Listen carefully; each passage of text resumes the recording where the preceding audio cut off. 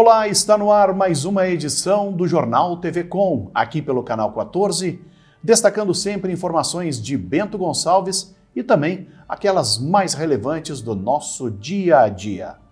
Nesta sexta-feira você confere com a gente: geração de empregos em janeiro, aqui em Bento Gonçalves, supera os números do ano passado. No entanto, comércio demitiu mais profissionais. Falta de oxigênio no hospital de Campo Bom causa a morte de 6 pacientes na manhã desta sexta-feira. Prefeito de Farroupilha, Fabiano Feltrin, é eleito novo presidente da Amesne. Neste sábado, é a vez da vacinação aos idosos com 74 anos. Esportivo. Direção afasta jogadores, demite o técnico Vinck por telefone e anuncia novo treinador para evitar o rebaixamento. E você vai ver como foi e onde foi o aniversário do pequeno Estevão, um apaixonado pela Brigada Militar. Destaques do Jornal TV Com, que inicia agora.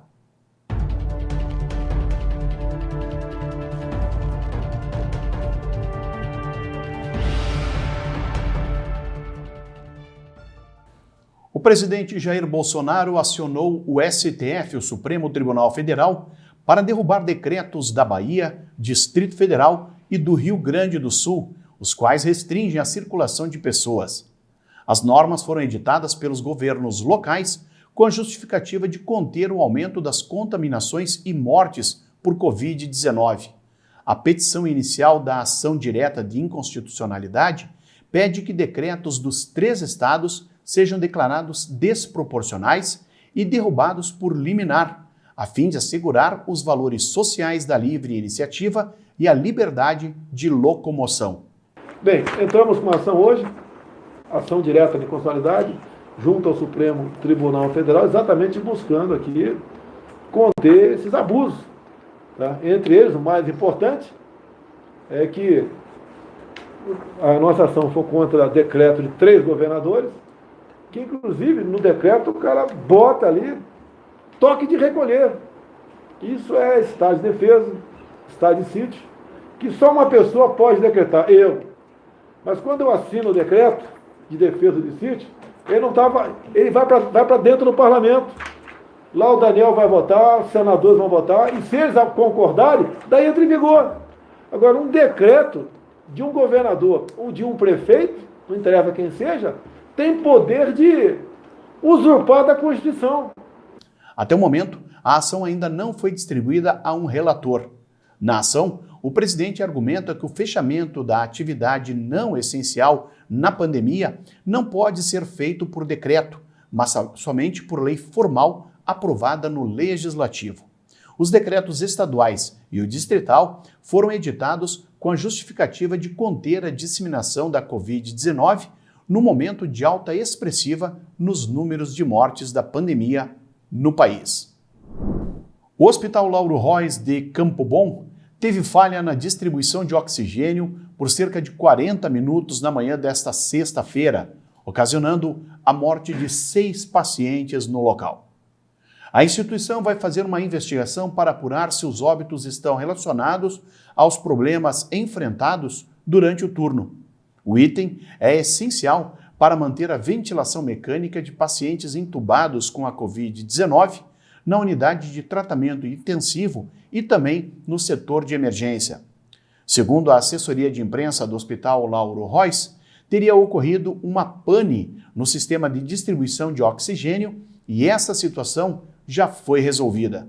O hospital já iniciou uma investigação para saber se essa pane teria ocasionado a morte de alguns pacientes ou não. O saldo de empregos em Bento Gonçalves durante o mês de janeiro último superou o do ano passado, se comparado ao mesmo período. Foram 2.400 admissões e 1.500 desligamentos, gerando assim 855 novos postos de trabalho contra os 635 de 2020, um acréscimo de 34%. Os dados foram divulgados pelo Observatório do Trabalho da Universidade de Caxias do Sul, que registrou o mesmo comportamento em todos os 14 municípios da sua abrangência. O município de Vacaria foi destaque, criando 6 mil empregos, seguido de Caxias do Sul e Bento Gonçalves, que figura na terceira posição. A indústria iniciou o ano de 2021 gerando mais oportunidades de trabalho, criando 576 vagas de emprego, um aumento de 3,3%. O setor de serviços cresceu pouco menos, 2%, abrindo 245 novas vagas, enquanto o saldo negativo ficou por conta do comércio. No período, houve mais demissões do que contratações, resultando no encerramento de 19 empregos no comércio varejista. Se todas as pessoas que moram em favela aqui no Brasil fossem reunidas num mesmo território, elas formariam o 5º maior estado mais populoso do Brasil. E uma pesquisa feita justamente em comunidades mostra que 8 em cada 10 famílias dependem de doações para sobreviver. A maioria das pessoas não consegue mais fazer 2 refeições por dia. Mais informações a gente confere na reportagem. Antes da pandemia, a Luzinete era diarista. Há 1 ano, não consegue mais faxinas. De lá para cá, sobreviveu com auxílio emergencial e catando latinhas na rua. Hoje, só tem comida na mesa, graças à doação de cestas básicas. Dá, porque a gente não come muito não, a gente come pouquinho. O importante é que nós estamos vivos. O Henrique é o líder comunitário que organiza as doações de cestas básicas que a Luzinete recebe na Brasilândia, zona norte de São Paulo. Ele conta que as doações têm diminuído muito desde janeiro e que hoje, pelo menos 3 mil famílias estão precisando de ajuda. Na periferia, no fundão, tem famílias passando fome, né? A gente entra na casa da família, a gente vê aqui, não tem nada aqui para as crianças. Uma pesquisa do Instituto Locomotiva mostra que a pandemia piorou a alimentação de quem vive em favelas no Brasil. A maioria não consegue fazer 2 refeições por dia. Ou falta o almoço ou falta o jantar. Não fossem as doações, 8 em cada 10 famílias não teriam como se alimentar.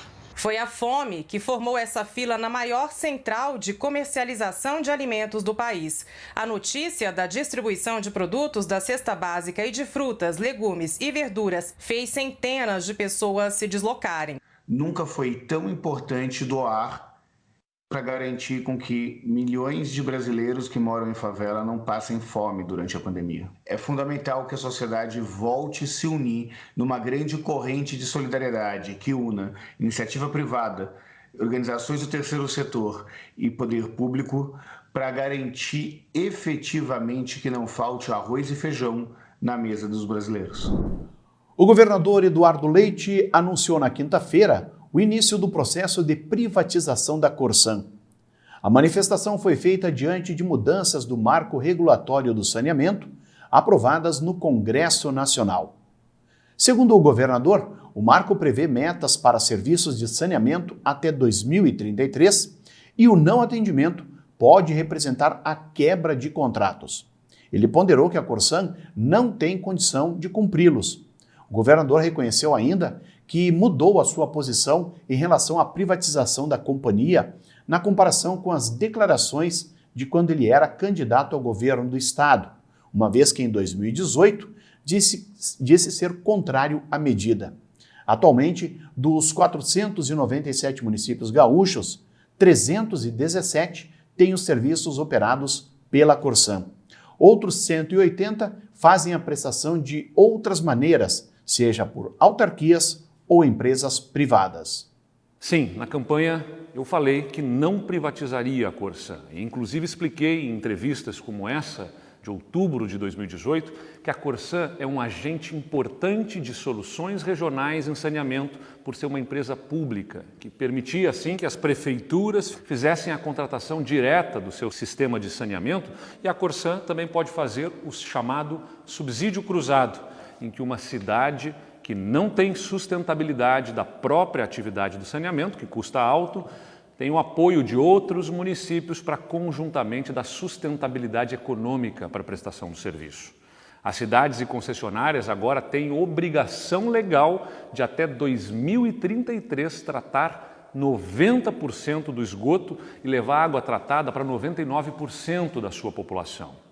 E muito embora tenha investido o maior valor da sua história no ano passado, em 2020, um aporte de 417 milhões de reais na ampliação de estruturas, o fato é que a Corsã não tem a capacidade financeira para dar conta dessas novas exigências de universalização. Para cumprir o que determina o novo marco legal do saneamento, seria necessário, no mínimo, triplicar o nível atual de investimento da Corsã. Porque de nada adianta eu manter a minha palavra e os gaúchos perderem a sua qualidade de vida, o seu direito à água tratada e à coleta de esgotos, bem como perder o seu patrimônio. Porque sim, a Corsã vai ser um patrimônio que vai se ver perder na medida em que os municípios, diante da incapacidade de investimento da companhia, vão ser cada vez mais assediados por empresas privadas para que rompam o contrato com a Corsã e façam os seus próprios leilões para conceder o serviço de saneamento. Se nada fizéssemos, diante da mudança radical de contexto, nós assistiríamos a companhia, pouco a pouco, perder os seus 317 contratos com as prefeituras e veríamos o patrimônio público virar pó, bem na frente dos nossos olhos. Ou agimos rápido, ou a Corsã vai virar outra CE, que não fornece um bom serviço, que consome recursos do Estado, não paga o ICMS e que ainda se desvalorizou, porque o Estado demorou para privatizá-la. Por tudo isso que eu expliquei, nós vamos buscar junto à Assembleia o apoio para percorrer rapidamente o processo legislativo que vai disciplinar a desestatização.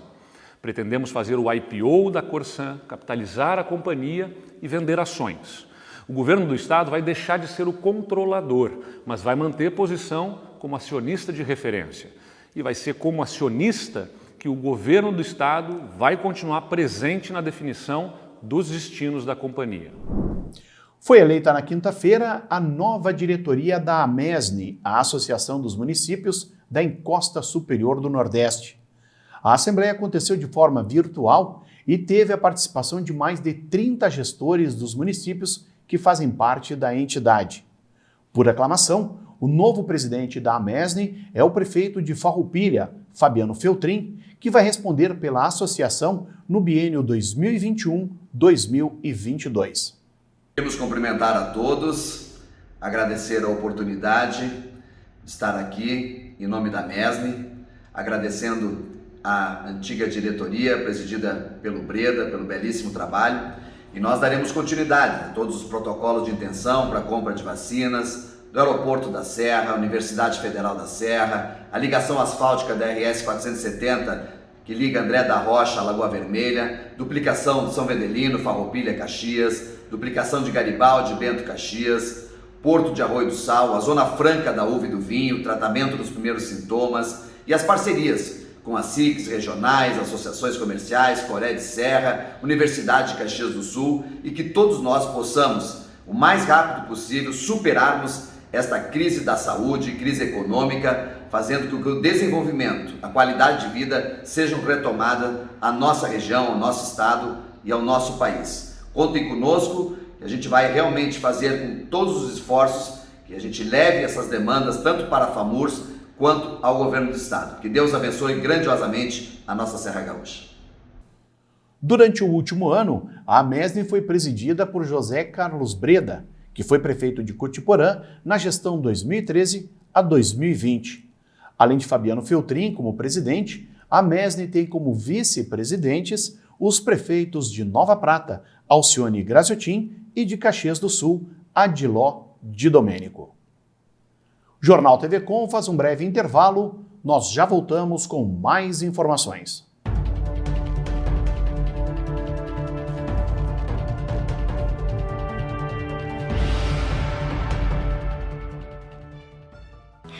Fofuxo, você sabia que o Brasil produz quase 80 milhões de toneladas de lixo por ano?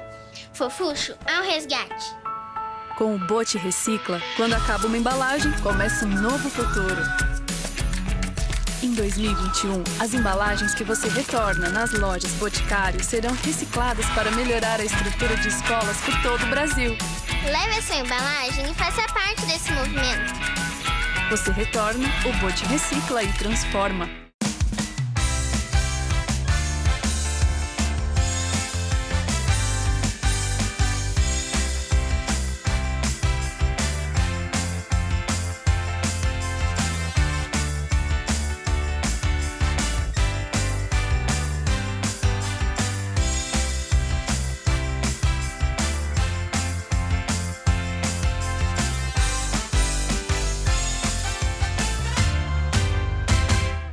óculos de sol com grau. Aqui os seus óculos solares podem ser adaptados à sua rotina e também ter lentes de grau. Traga sua receita e confira mais essa vantagem do Mercadão dos óculos. Mercadão dos óculos. A Multiarte, com fábrica de estofados há 16 anos em Garibaldi, conta agora com uma loja de 1.000 metros quadrados, junto à fábrica para atender você com o que há de melhor. Além da qualidade já conhecida nos estofados, conta também com salas de jantar, poltronas, puffs e móveis complementares, ótimo acesso e estacionamento amplo. Multiarte, na BR 470, sentido Bento Garibaldi, antes do Castelo Benvenuti. Fone 3451-7164.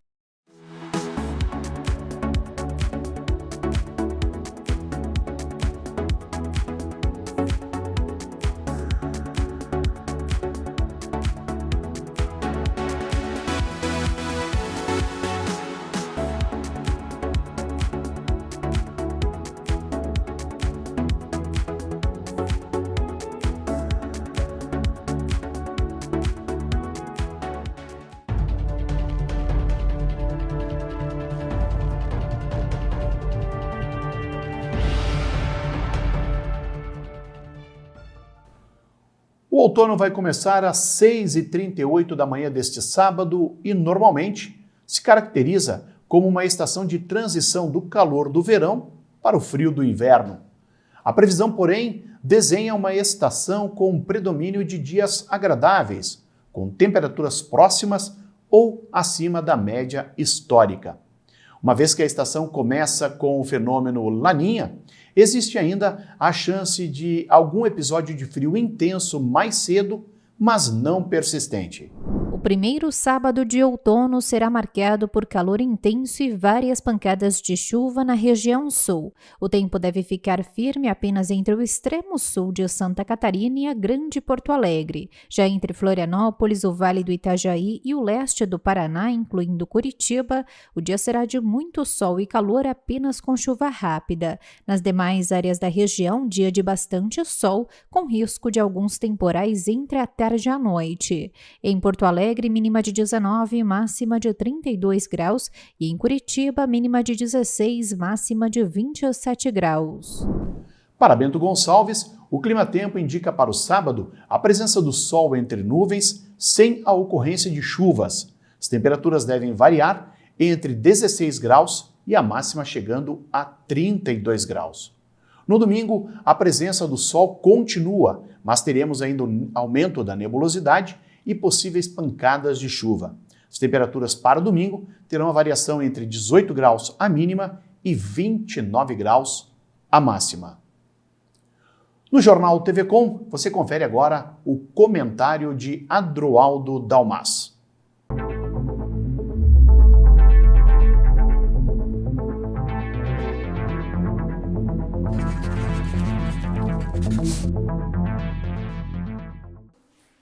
Olá! Na administração Pazinho ouvimos muito falar sobre PPPs, as tais parcerias público-privadas. Um modelo de concessão das atividades públicas em que o prefeito Pazinho elegia como o grande marco da sua administração. Infelizmente, nenhuma delas foi consumada. A grande primeira e monumental que foi anunciada seria a usina de transformação de lixo em energia. Enterrada. Notícias poucas. Não aconteceu. Alguns sabem os motivos, mas isso comentaremos em outra oportunidade. A outra grande PPP que iria ser feita era a da concessão do serviço de iluminação pública, onde o município entregaria 500 mil por mês, que é a arrecadação da taxa de iluminação pública, para uma empresa trocar as lâmpadas e modernizar o sistema. Esse procedimento também começou e não terminou. Esse procedimento, aliás, em específico, foi o que pedimos a cópia de todo o procedimento quando ficamos sabendo de algumas alterações no edital no ano passado, o que a prefeitura não nos entregou, desrespeitando inclusive a lei de transparência. Essa semana fomos surpreendidos pelo novo adiamento da abertura dos envelopes. Eram para ter sido abertos envelopes das ofertas das empresas que quisessem participar em outubro do ano passado. Foi adiado para dezembro, depois foi adiado para março deste ano de 21 e agora, essa semana, foi adiado para julho. Ou seja, mais uma PPP tão comemorada, tão festejada, anunciado no seu projeto, na sua grande forma de modernização administrativa de Bento Gonçalves, que não aconteceu e parece que está difícil de acontecer. Aliás, sobre essa licitação específica, tive o prazer de fazer uma denúncia para o Ministério Público. E graças a ela, acabei recebendo o material na semana passada de todo o procedimento, de todas as alterações que foram feitas. E estamos descobrindo coisas interessantes, como uma delas, e que tem levado a algumas trocas de data, os índices econômicos financeiros para as empresas participarem. Detalhe importante para saber quem tem capacidade para participar e manter o serviço. De qualquer sorte, fica aqui o registro, por enquanto, só disso. Mais uma vez, a licitação foi adiada.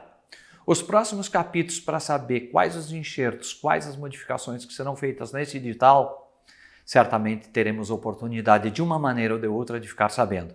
E com certeza você também ficará sabendo. Porque afinal, a concessão com a entrega de 500 mil por mês para uma empresa privada para trocar lâmpada e, dizem, pelo menos no papel, modernizar o sistema, e não está muito claro o que é tudo isso, interessa a todos nós, porque afinal é dinheiro público que será passado diretamente, todo mês, para a iniciativa privada. Pensem nisso e fiquem com Deus.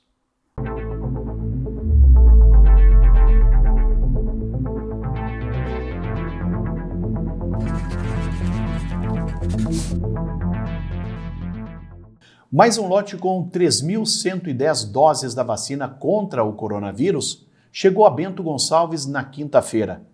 O imunizante será utilizado para ampliação da primeira dose aos idosos que integram os grupos prioritários.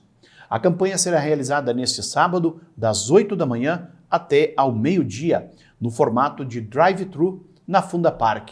Desta vez, serão vacinados os idosos de 74 anos.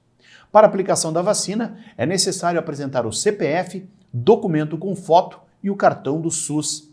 Já os profissionais da saúde podem agendar a aplicação do imunizante a partir da segunda-feira, dia 22.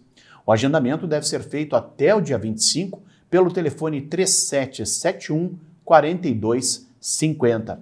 A vacinação será feita no Espaço de Saúde do Idoso, no bairro Progresso. O portal do Governo do Estado mostrava ao início da tarde desta sexta-feira os números expressivos dos casos de Covid em todo o estado. A ferramenta é disponível no site covid.saude.rs.gov.br monitora os casos da doença em todos os municípios. Somente aqui em Bento Gonçalves, a UTI do Hospital Tacchini registrava 47 pacientes internados com a Covid-19, mesmo número em relação ao boletim da quarta e também da quinta-feira.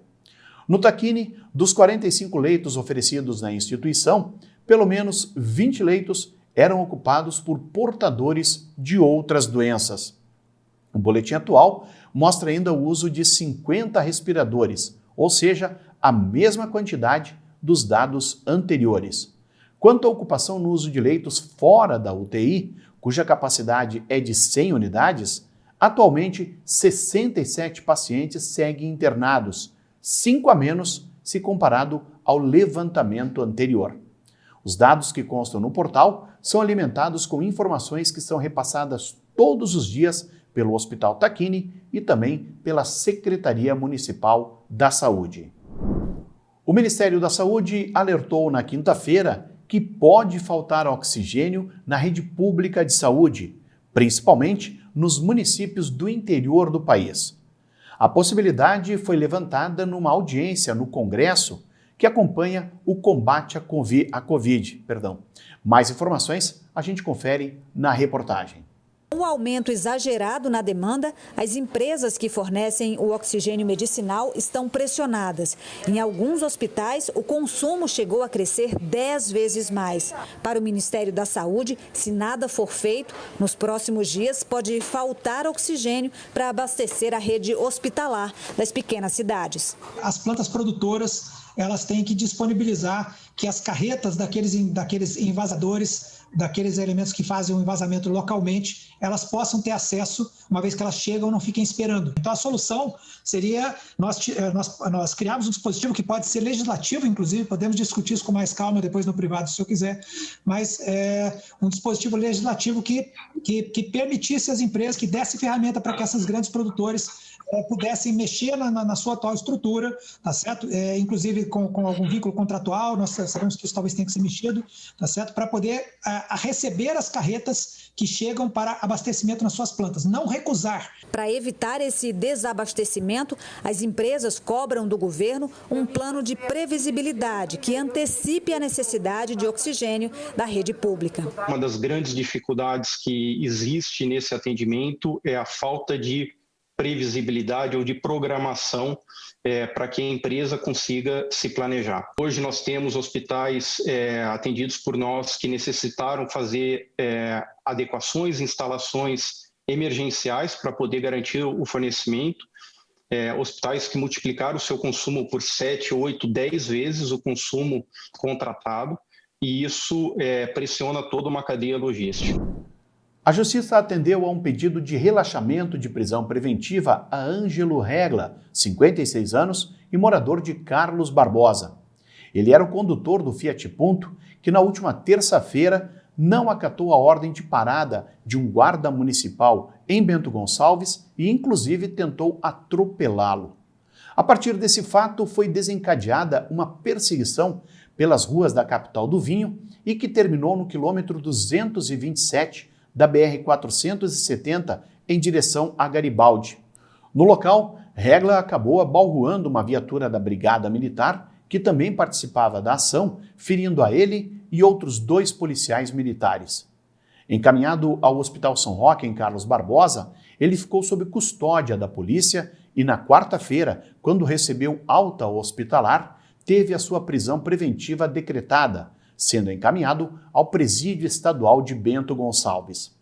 Na quinta-feira, a Justiça então acatou o pedido de relaxamento da prisão, concedendo liberdade provisória ao acusado, que vai responder o processo em liberdade. Os 2 policiais militares envolvidos no acidente tiveram alta hospitalar ainda na terça-feira. E no esporte, o Esportivo vai ter que correr contra o tempo para se reerguer no Gauchão, onde amargou 3 derrotas seguidas, além da eliminação precoce na Copa do Brasil. O time, além de ter que recuperar o caminho das vitórias, terá que encontrar ânimo e forças para superar os últimos episódios, entre eles a demissão do técnico Luiz Carlos Vinck por telefone na noite da quinta-feira. E o pior, não foi alguém da diretoria que ligou para o treinador. Ele próprio fez o contato ao saber da demissão por um jornalista de Porto Alegre. Ao checar a informação, Vinck foi comunicado do seu desligamento. O agora ex-técnico do Alviazul avaliou a maneira como deu a sua demissão como uma falta de respeito por parte da diretoria do clube e também do novo técnico, Rogério Zimmermann, que aceitou o convite antes mesmo de Vinck ser desligado oficialmente. O novo treinador chegou à montanha já nesta sexta-feira e, de imediato, começou a preparar a equipe que no final de semana vai a Caxias do Sul enfrentar o Caxias no Clássico da Polenta. Uma satisfação, né? Muito honrado com o convite. Eu sou um treinador gaúcho, né? E quando você entra nessa área, você quer trabalhar nos principais clubes do seu estado, né? Eu tive a felicidade de trabalhar em vários já e quero olhar para trás e quando encerrar a carreira dizer, bom, trabalhei no Esportivo, né? Então é uma grande satisfação pela sua tradição, pela sua torcida, pela sua camisa. Então agradecer pelo convite e espero corresponder àquilo que a direção e torcedor desejam.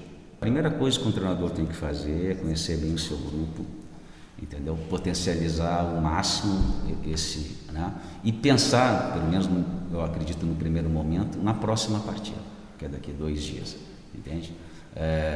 Pensar jogar jogo com calma, fazer estratégias, né? Como eu falei, reforçar o grupo no sentido de fazer com que os jogadores comecem a render mais. Eu tenho o privilégio de estar entrando no lugar do Vink. Eu tenho absoluta certeza que os jogadores que estão aqui, o Vink foi um grande jogador, experiência internacional, um grande treinador. Então eu tenho absoluta certeza que eu não vou começar um trabalho do zero, né? Toda a experiência passada aos atletas eu também vou utilizar, tudo que foi feito até agora. Evidentemente que os resultados às vezes não acontecem, isso não tem nada a ver com o trabalho. Então dizer também que eu vou aproveitar muito do que foi feito até o momento, esperando que os resultados melhorem. Além da saída de Vink, o Esportivo anunciou a dispensa de outros 2 jogadores. Um deles, Jocinei Chad, 30 anos, que pouco atuou pelo clube e apresentava dificuldades de entrar em forma. O outro dispensado foi o atacante Giovanni Rosa, que nem chegou a ser apresentado pela diretoria, pois chegou lesionado e não conseguiu se recuperar. Atualmente, o Esportivo está na zona do rebaixamento do Gauchão 2021, com apenas 3 pontos conquistados e apenas 1 gol marcado em 4 partidas. E a gente fecha essa edição do Jornal TV Com desta sexta-feira, contando para vocês como foi o aniversário do pequeno Estevão, de apenas 4 anos. O curioso nessa festa, diferente em tempos de pandemia, foi o local, pois a própria mãe do Estevão, a dona Sônia, sabendo da paixão do guri pela profissão de policial, decidiu contatar o comando do 3º BPAT, o Batalhão de Policiamento de Áreas Turísticas, para saber da possibilidade de levá-lo ao quartel como forma de presentear o Estevão. Na tarde da quinta-feira, então, Estevão e a Sônia foram recepcionados por um grupo de policiais militares e, na ocasião, ele mostrou seus desenhos e fotos que guardava a cada visita ou em encontros com policiais nas ruas de Bento Gonçalves. Durante a visita foi cantado o parabéns a você para o aniversariante e entre os convidados estava o Major Luiz Fernando Becker, comandante do 3º BPAT, a capitã Stephanie, subcomandante da unidade, e alguns policiais que integram a ROCAM, a ronda ostensiva com apoio de motocicletas. Eu fui lá na brigada e eu ganhei uma festinha. E eles me deram um bolo. Calma, agora. As crianças não têm que ficar com medo dos tio polícia, que são queridos. Temos a grata satisfação de receber o pequeno Estevão aqui no batalhão e que está comemorando o seu 4º aniversário. E diante disso fizemos uma pequena surpresa para o mesmo, em que foi uma alegria imensa conseguir compartilhar alguns momentos com esse menino e sua mãe. Certa feita, ele, abordando os policiais na rua, aprendeu com o soldado Barbosa como prestar continência, como é o cumprimento militar, e ao mesmo tempo, numa outra visita que teve aqui no batalhão, eu cheguei a perguntar para ele se quando ele fosse crescer ele seria um policial. Ele me interpelou dizendo que ele já era um policial. Então a gente conta com o apoio e com a força do policial Estevão, que é um grande amigo nosso, e assim como as outras crianças, a gente sempre pede para os pais e mães para ensinarem que a polícia é amigo e quando eles precisarem eles podem procurar. Agradecemos esse momento tão especial que tivemos e contamos com próximos encontros. O pequeno Estevão esteve de aniversário no último dia 16 e ele mora no bairro Ouro Verde, aqui em Bento Gonçalves. A mãe dele, inclusive, me disse ao telefone que ela sempre procurou mostrar ao Estevão que, caso ele se perca na rua, que procure buscar algum policial militar para orientá-lo. Mostra que não precisa ter medo e que o policial está ali para ajudar a todos. Com certeza, para a Brigada Militar, são momentos como esse que tornam ainda mais gratificante as atividades desenvolvidas junto à comunidade. Então, o nosso parabéns ao Estevão, parabéns à Sônia pelo exemplo que está dando ao seu filho e parabéns à nossa Brigada Militar, que mais uma vez é parceira da comunidade e, como todos sabem, a sua farda não é usada por qualquer um. E assim, a gente fecha a edição desta sexta-feira do Jornal TV Com. Lembrando que o nosso programa tem reprises amanhã às 7 horas e também ao meio-dia. Você, baixando o aplicativo Conecta TV Com, pode conferir a nossa programação em qualquer smartphone, uma vez que é válido para Android e também iOS. Boa noite!